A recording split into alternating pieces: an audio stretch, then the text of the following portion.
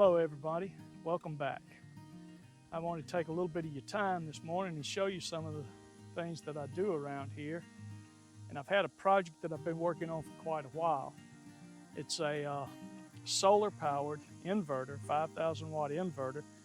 It's a single phase, 240 watt, 12 volt inverter.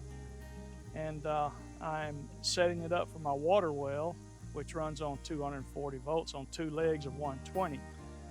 Now, a single phase inverter on a water well that I don't know if the pump is compatible with a single phase or not. It's built an inverter with that was 240 volt single phase and transformed it into a 240 volt split phase so that I can run my water well when the power goes out around here.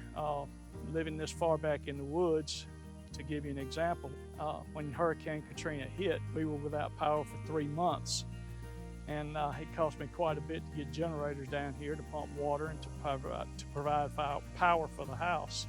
But we managed and we got by. But I've since thought of ways to make it a little easier on us. And one of the ways for me is to make a solar powered water well pump that when the power does go out, that the solar kicks in and powers the water well. You know, a water well doesn't pump for that long and provides enough water for the house or the barn or whatever, and it may not use a whole lot of electricity from the inverter.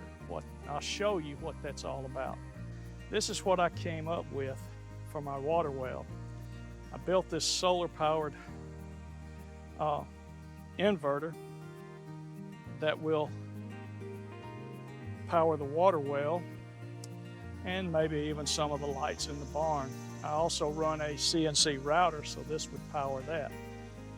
But to kind of give you a rundown of what is on here and what I have, the first thing that I have is an Ames Power inverter. This is not a pure sine wave, but it has, water well doesn't necessarily need a pure sine wave, neither do lights. There's nothing sensitive on it that would hurt anything in the barn. But I have this inverter that is powered by two 12 volt batteries. You can see I have some 4-aught wire that'll come from the batteries to the inverter. I have the positive and the negative. And on the positive side, I have a disconnect that'll cut the power off to the entire system, that nothing will run in, when that power is off. But I also have a 500 amp fuse in between.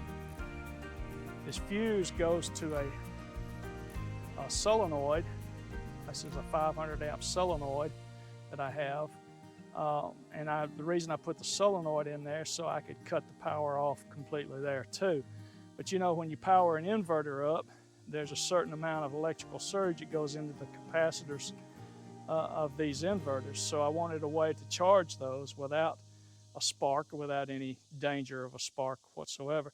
So I put this 12 volt system in that will come up and will trip this solenoid, which will turn on the power to the inverter. I have a breaker or a disconnect right here that I can cut it off and on with. I have a fuse box that I can connect other 12 volt appliances up to. And I have a shunt. This is a smart shunt that I put on here to protect the battery. This smart shunt will disconnect the power to the 12 volt system, which will disconnect the solenoid, and it disconnects the entire power system. When I come out of the 12 volt power, the 5,000 watt power single phase, I wanted to convert it to a split phase so that I could have 120 volts off of each leg, one to power 12 volts, one to power 120 volt and one to power 240 volt. So what I had to do was put a Grow Watt auto transformer on here. This transformer takes single phase 240 and converts it to split phase 240. Comes off of the 240 single phase into the auto transformer and converts it to split phase, and then I send it over to the inside this breaker box. I come in with the 240 volts, split phase, into the breakers, and I have a 50 amp breaker here, which would control into the well pump. Then I have the 120 volt. I have a couple of extras over here just in case. I want to do something else with them. But that's the breaker box, and it converts into that. But since I'm going to power this with 12 volt batteries, I wanted some way to charge those batteries.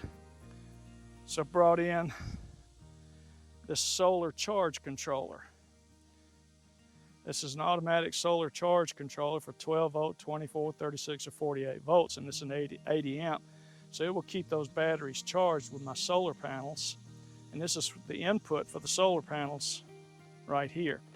I have an 80 amp breaker to protect that from overload. I have a 80 amp breaker. Excuse me, I have a 40 amp breaker to protect that from an overload. I have an 80 amp breaker to protect the 12 volt circuit. The solar panels that I have on this, I have 4 100 watt solar panels. I have intentions of adding at least 2 more. As far as the 12 volt batteries go, I have 2 at the moment, and I'm going to put at least 2 more on there, no more than 6. And that would be more than enough, I believe, to control this water well. But that's my system. This is the spot where I'm going to put the solar generator here to power the water well. And I'll have an input coming from a automatic transfer switch to transfer from grid to the water well. And I'll have that tied into this soon, I hope. But anyway, thank you for watching.